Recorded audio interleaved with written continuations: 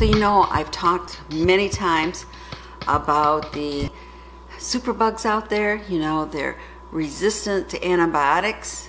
We have now resistant staph, resistant strep, resistant gonorrhea, multi-drug resistant TB, and C. diff. And I'm sure there's many, many more. So all those fish antibiotics you may be storing won't help you in this case if the disease you're trying to treat is resistant to those antibiotics. So what can you do? Well, one of the things I know many people say is have some colloidal silver. That can be good to fight bacteria and help with wound care and of course especially burns. But is there something else? Well, I've had something in my preps for a long time and I hadn't used it. This is one of them. I have Manuka honey, and this is Ulmo honey, which supposedly also has antibacterial fighting properties and is a medicinal honey. And it is a raw honey, but it wasn't until just recently I've ever used it. I've had it in my preps, but I've never used it. Okay, so here's the spot. See, it's looking pretty good now. Oh, I just put a little dab of my finger right on the spot, and then just put this over it. And in case any of the honey leaks out the sides a little bit, I rub it. But there. Now I'll keep that bandage on all day. Now disclaimer time, I am not a medical professional. I am not here to give you medical advice. As I always say, do your own research. I might be treating the sore with honey. Maybe that's not the best treatment. This is what I'm using.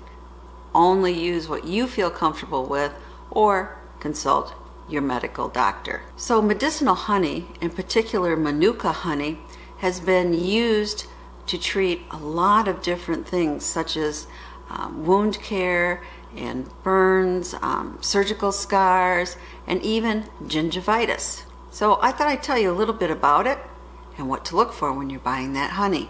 Now, using honey for wound care is nothing new. The Egyptians were using it in 3000 BC. In fact, honey was even found in some of the Egyptian tombs.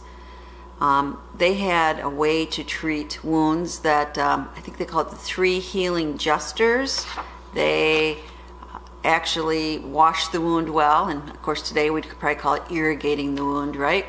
And then they made what we would call a plaster. They used vegetable fibers and honey and animal fat. And then after applying that plaster, they bandaged it. So really, wound care hasn't changed that much in practice. It's just what we're using for those bandages. Why use honey?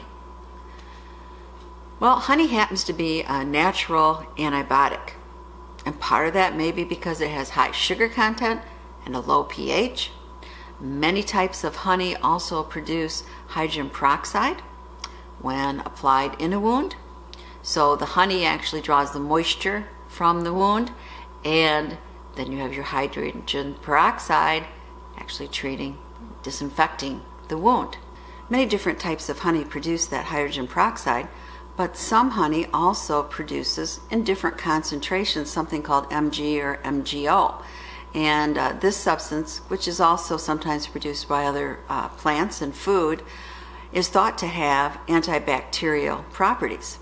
Just happens that the flower that the bees get their pollen from for the Manuka honey, which those flowers are in Australia and New Zealand, are thought to be having a much higher concentration of that Mg or MgO.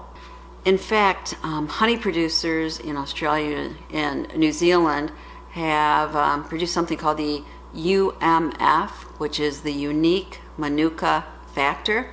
And what they're saying is for medicinal honey, it needs to be a factor of 10 or higher. And so this is put on the honey. And then you also want to check to make sure it has a CE seal, which is saying it's certified. But unfortunately, there are false Manuka honeys out there. So you just have to hope that you get the real thing. And that Manuka honey is probably in excess of $30 for 8 ounces here in the States. Now I know in the US, honey is being used in many wound care centers, and there are studies to say that it really does promote healing. Although there's some studies to say, it might not, it might have the adverse effect on diabetic ulcers. The jury's still out on that. But there's also some studies comparing, okay, is it more effective than silver dressings for wound care? And so let me read a little bit from this one study. And the study was called Honey Dressing versus Silver Sulfadazine Dressing for Wound Healing in Burn Patients, a retrospective study. And what does that mean? Just means that they're going back and looking at various studies and comparing the efficiency. It said we retrospectively reviewed the records of 100 patients, 14 to 68 years of age, with first and second degree burns of less than 50% of the total body surface area. And they did this for over a period of 5 years, 2004 to 2008. And 51 patients were treated with honey dressings and 57 patients with the SSD, the silver dressings. So they tried to look at a lot of different things. And the results was interesting. A complete outcome was seen in 81% of all patients in the honey group, with only 37% of patients in the SSD group. So their conclusions were, honey dressings make the wound sterile in less time, enhance healing, and have a better outcome in terms of hypertrophic scars and post-burn contractures as compared to SSD dressings. So that's pretty interesting. But yet, as a study, it wasn't a study comparing this with this at the same time. You know, they're looking back over 5 years and there could have been different methods. But still, it looked like honey was a good treatment. One of the other neat things about Manuka honey is it can disperse biofilms over bacteria, and that's really important, so it can get to actually treat what is underneath that biofilm, especially for strep and staph infections. Another promising treatment is that they're using honey on the, topically on the wound, but then internally, probably by infusion with the antibiotic. So the combination in some cases seems to help fight an antibiotic resistance. And the one thing that's really important to remember about honey is even in the lab, they have not been able to generate any resistance to honey by bacteria, as opposed to our antibiotics. So that is really great news. Just a word of caution. Some people say you can just buy raw honey right off the grocery shelves and use it. But you have to remember, it hasn't been disinfected. It does have spores in it. You could be introducing something else into a wound. So it is really best to use honey that has been approved for medicinal use. Now there's a lot of sites that proclaim, Manuka honey can do all these wonderful things. And you see that for all kinds of alternative treatments, be it vinegar or anything else. Well, in this case, they're saying Manuka honey can even help frizzy hair. Well, yeah, I imagine it would stick together. I don't know. Anyway, and lower cholesterol, help diabetes, and even fight cancer. Oh, and boost your energy? Well, yeah, I guess so. It's sugar, right? So it would be a little boost. And detox your system. But be really, really careful of all these claims. They might say they have studies, but are these really peer-reviewed studies? Be careful when you see this, because a lot of times it's just a site that wants to sell you honey. And they don't care if it really helps you or not. Also, one of the problems when looking how effective is Manuka honey is that a lot of the studies are financed by the honey industry.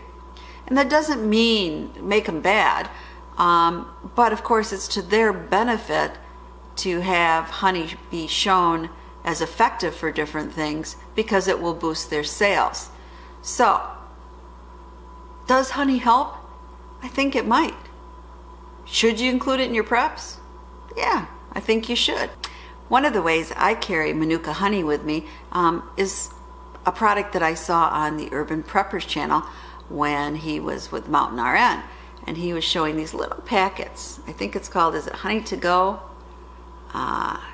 It's 100% raw Manuka honey, and it has a K factor of 16. So that's that UMF factor. And it's really kind of a hard plastic outside. And then can you see on the back, here's the honey. And the way it comes out of the system, it has a little bend back corner here, and it just squirts a little out at a time, so it's not real messy. You won't get honey sticking on everything, but it's a great way to carry it in your kits. I have some of this in just about all my kits, and I really recommend it as an easy way to have Manuka honey with you at all times, just in case. So, do you have Manuka honey or other medicinal honey in your preps? If so, have you used it? And then, if you've used it, has it been successful? Please tell me your stories below, because I am very, very interested. As always, this is Prepper Potpourri saying thank you so much for watching this video. And you know, by sharing our knowledge, we all learn from each other. Thumbs up if you like this video, and remember, you just click on that little bell below and you get notifications of my videos every week. And I usually upload a video about 6 a.m. on Tuesday morning Eastern Time and 6 p.m. Thursday night.